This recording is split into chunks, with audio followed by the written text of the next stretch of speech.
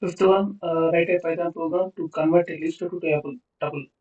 So from list to a tuple, okay, we have to convert given list. Okay, we have to enter a list from the keyboard and we have to convert that into tuple. Simple one using built-in function is a tuple. With built-in function, we can easily convert it. Okay, first we have to enter list here. Okay,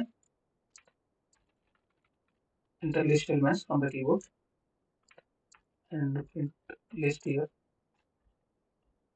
Okay, and we have to convert this list into tuple. Okay, how you convert it? Just use built-in function. Tuple is tuple built-in function. Okay, tuple and pass the list argument name. Okay, list name argument name list here. Okay, the simple pass the list here. Okay, built-in function class tuple.